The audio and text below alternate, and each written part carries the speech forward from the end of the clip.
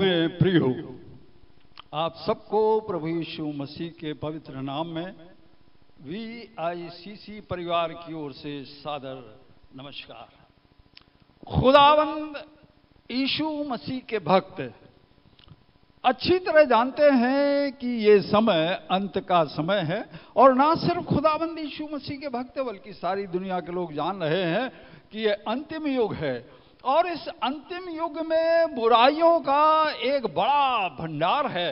लोग जो है बुराइयों की ओर भाग रहे हैं, लोगों के कदम बुरी बातों की ओर ज्यादा चले जाते हैं। जब हमें कोई बुरी बात सिखाता है हम बहुत ही जल्द उसको ग्रहण कर लेते हैं, लेकिन जब कोई हमें अच्छी बात सिखाता है वो हमारे लिए समझना कठिन होती है। इसलिए आइए परमेश्वर के वचन के प्रकाश में चलेंगे। पहला कुरिन्थियों 15वां अध्याय और 33वें पद में पढ़ेंगे। देखिए क्या लिखा हुआ है। पहला कुरिन्थियों उसका 15 अध्याय उसका 33 पद। 33वां पद। धोखा ना खाना, धोखा ना खाओ, बुरी संगति अच्छे चरित्र को बिगाड़ देती है। बुरी संगति अच्छे चरित्र को बिगाड़ देती है। आज समय में प्रिय भाइयों और बहनों आपसे बात करना चाहता हूं। यहां परमेश्वर कह रहा है कि बुरी संगति अच्छे चरित्र को बिगाड़ देने में सामर्थ्य है। आज आप देखिए, जिस मार्ग में चले जाइए उस मार्ग में बुरे लोगों की कमी नहीं है। मैं एक छोटी सी घटना आपको बताता हूं। आप रास्ते में जा रहे होते हैं, कोई बेहद खूबसूरत लड़की दिखती है आपको, और आपको ऐसा लगता है कि ये लड़की सच में खूबसूरत है, सैकड़ों हजारों लड़कियों से ज्यादा खूबसूरत है। लेकिन मैं आज आपको बताना चाहता हूं, सच्चाई ये है, मेरी बात कितनी समझ में आती है कितनी नहीं आती है ये अलग बात है। अगर मेरी बात समझ में ना आए उसको छोड़ दीजिए, और मेरी बात अगर समझ में आती है तो इसे जानने की कोशिश कीजिए। वो लड़की सच में इस जमीन की लड़की नहीं होती है, बल्कि शैतानी आत्मा होती है जिसने इस जमीन पर एक खूबसूरत लड़की का भेष धर के इस पृथ्वी के लोगों को बर्बाद करना चाहा है। प्रियो, मैं आपको बताना चाहता हूं, शैतान को अगर सबसे ज्यादा नफरत है, नाराजगी की बात नहीं कर रहा हूं मैं, नफरत की बात कर रहा हूं। नफरत है अगर इस जमीन में सबसे ज्यादा, तो उसको चर्च से नफरत है, प्रभु के बेटे और बेटियों से नफरत है। इसलिए शैतान अपनी युक्तियों के द्वारा इन आत्माओं को भेज करके जिम्मेदारी देता है, और जिम्मेदारी दे करके टारगेट देता है और कहता है जाओ कलीसिया को बर्बाद करो, कलीसिया की औरतों को बर्बाद करो, कलीसिया के पुरुषों को बर्बाद करो, इन सबको तबाह कर दो। और मैं आपको बताना चाहता हूं, इस तरह शैतान अपनी युक्तियों के द्वारा कलीसिया पर जयवंत होने का काम जारी रखता है। मैं आपको बताना चाहता हूं, पवित्र आत्मा के भरोसे रहकर आप देखिए, और पवित्र आत्मा आपको बताएगा क्या सत्य है और क्या असत्य है, और फिर आप मेरी बात को बहुत अच्छी तरीके से समझ जाएंगे। मैं आपको बताना चाहता हूं, अगर आप बड़े बड़े शहरों में चले जाएं, बेंगलोर है, दिल्ली है, बॉम्बे है, हैदराबाद है, ऐसे ऐसे शहरों में आप जाइए, वहां बड़े बड़े क्लब होते हैं, और उन क्लब में वो लोग जाते हैं जो बहुत ही ऊंची पदवी के होते हैं, बड़े बड़े एयरफोर्स के ऑफिसर, बड़े बड़े दिग्गज नेता, बड़े बड़े धर्माधिकारी, बड़े बड़े वो जवान जो सीमा पर युद्ध करते हैं, उनके ऑफिसर जाते हैं। उन क्लबों में जाने के बाद में, मेरी बात है आप ध्यान से सुनिए, मैं कह रहा हूं धर्माधिकारी भी जाते हैं। पता चला ये अधिकारी कहां का है, बोले कहें इस फला चर्च का ये अधिकारी है, 7,000 करोड़ की संपत्ति की ये देखभाल करता है। ये महामंत्री है, जनरल सेक्रेटरी है, और ये उस क्लब में आता है, और उस क्लब में भाइयों और बहनों वो लोग जाते हैं, और जाने के बाद में उस क्लब में अपने कार की चाबी को जमा कर दिया जाता है, और जमा करने के बाद में आते हैं, शराब पीते हैं, डांस करते हैं, खूब एंजॉय करते हैं, और एंजॉय करने के बाद जब क्लब का समय समाप्त होता है, औरत वहां से निकलती है। औरतें जाती हैं और उस क्लब में जमा हुई उन चाबियों को, एक एक चाबी को अपने हाथ में लेती हैं, और जिस कार की चाबी उस औरत के हाथ में होती है, वो औरत उस कार के मालिक के साथ उसके घर चली जाती है। प्रियो, ये आज हो रहा है। शैतान ने कलीसिया को धोखे में डाल दिया है। शैतान ने कलीसिया को बर्बाद करने का प्लान बना लिया है।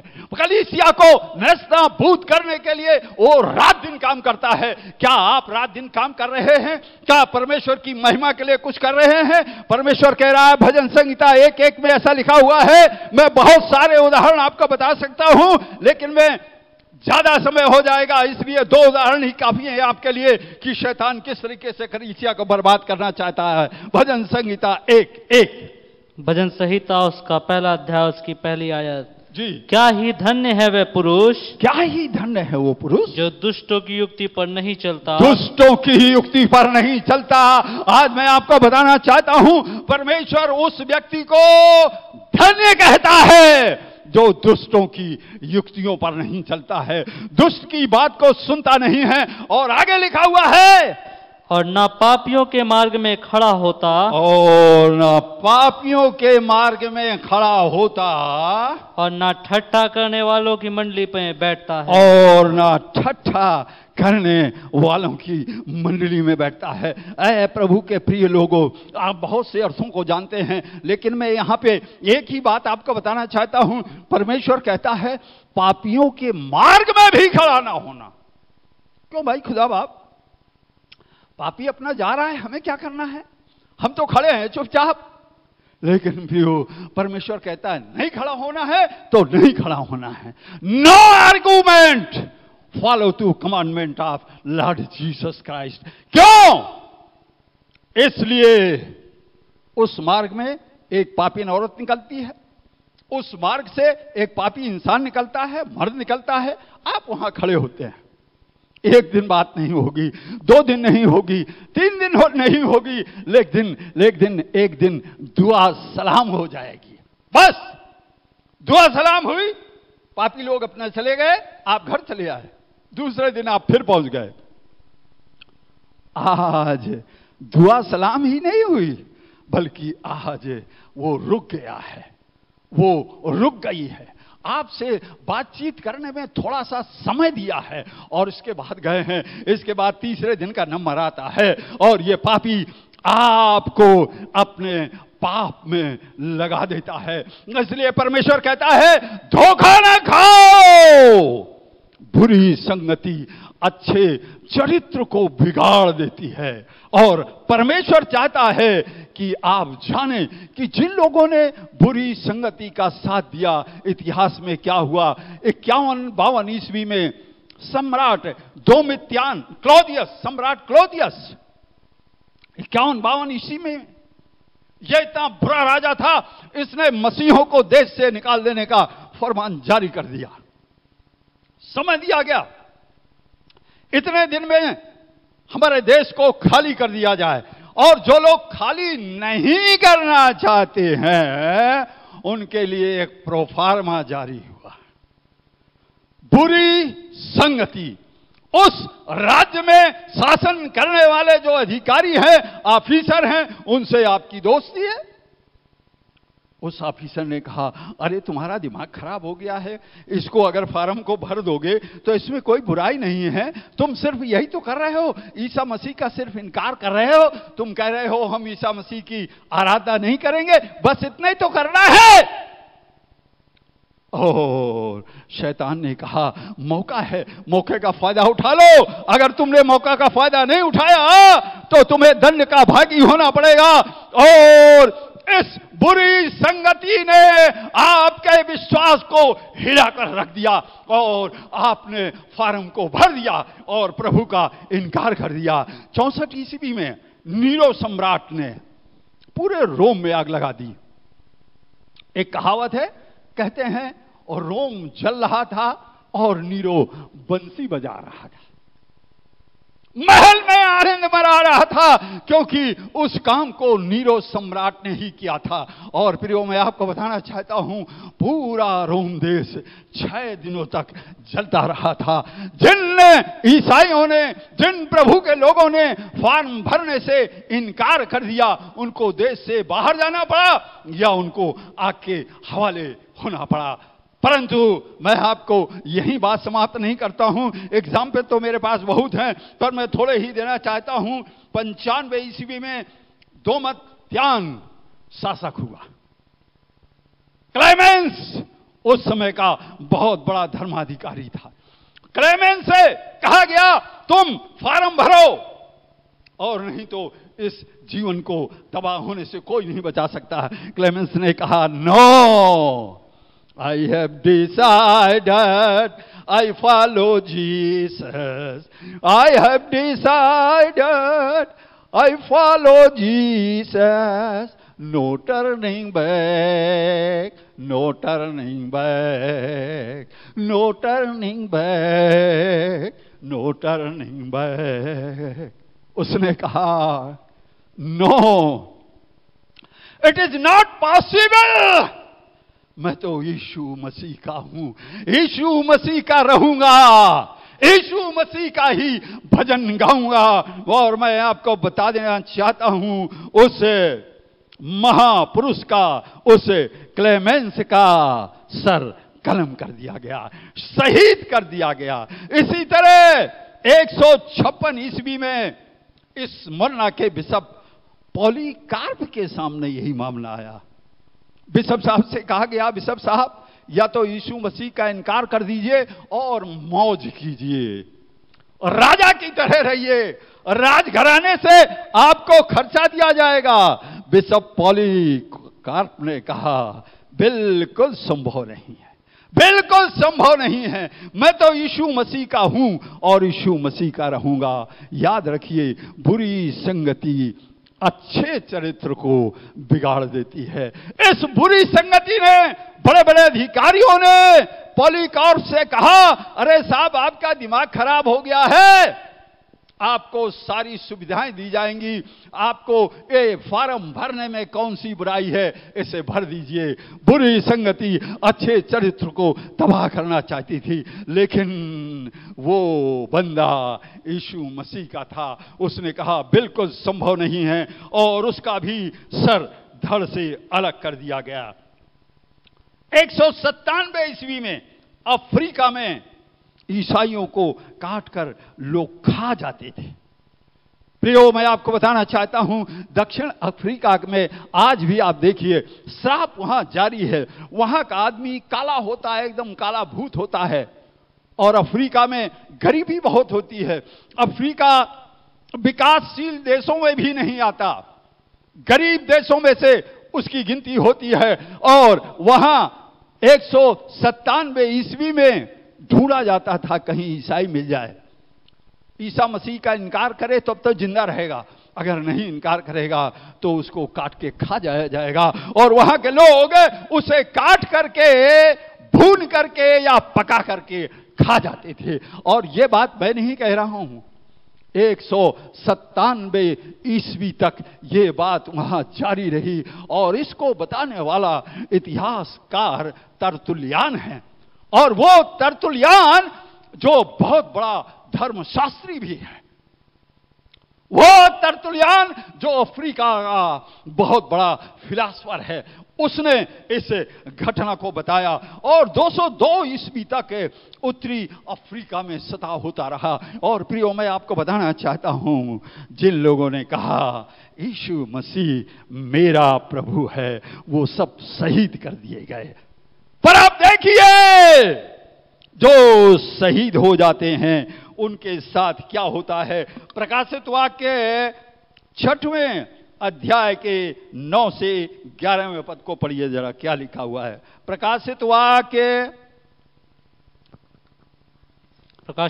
उसका 6वां अध्याय जी 9 से 11 पद। 9 से 11वें पद तक। जब उसने 5वीं मोहर खोली, ध्यान से सुनिए, जब उसने 5वीं मोहर खोली तो मैंने वेदी के नीचे उनके प्राणों को देखा।